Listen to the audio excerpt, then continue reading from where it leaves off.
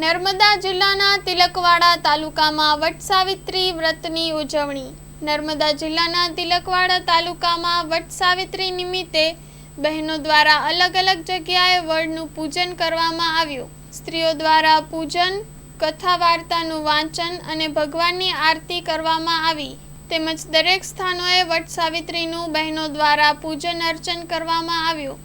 અલગ અલગ ગોત્રના બ્રાહ્મણો દ્વારા સુંદર રીતે પ્રકૃતિ અને સંસ્કૃતિનું રક્ષણ થાય અને સિંચન થાય એ રીતે આપણી પરંપરા સચવાય છે। આજ આપણી ખરી અને સાચી પરંપરા છે। Story report by Paresh Pandya, Tilakwada. નમસ્કાર। આજે વડસાવિત્રી નિમિત્તે કેટલાક ગામોમાં વડની પૂજા કરવામાં આવી અને એમાં વડની પૂજા અર્ચના કરવામાં આવે, એની વાર્તા સાંભળવામાં આવે અને એની આરતી અને પૂજન કરવામાં આવે। આપણે ત્યાં સંસ્કૃતિ, ધર્મ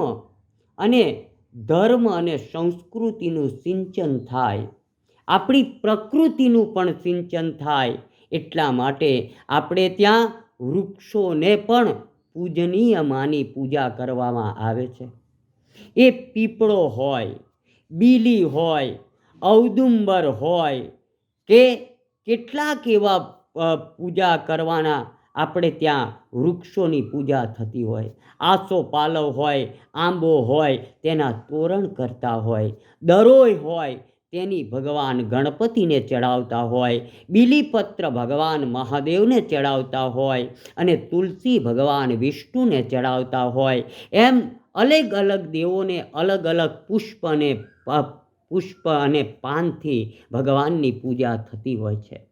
અને આપણે ત્યાં કહેવામાં પણ આવ્યું કે પત્રમ પુષ્પમ ફલમ તોયમ યોમે ભક્તા પ્રયચ્છતિ। આપણે ત્યાં આ રીતે આપણી સંસ્કૃતિ અને પ્રકૃતિનું પૂજન થાય, અર્ચન થાય અને જતન થાય। એટલા માટે આપણે ત્યાં આવા તહેવારોનું અલગ અલગ તહેવારોનું પૂજન અર્ચનમાં વિશેષ મહત્ત્વ બતાવવામાં આવ્યું છે। એટલા જ માટે આજે વડસાવિત્રી નિમિત્તે બહેનો દ્વારા દરેક જગ્યાએ પૂજન અર્ચન કરી સુંદર વડસાવિત્રીનું પૂજન કરવામાં આવ્યું।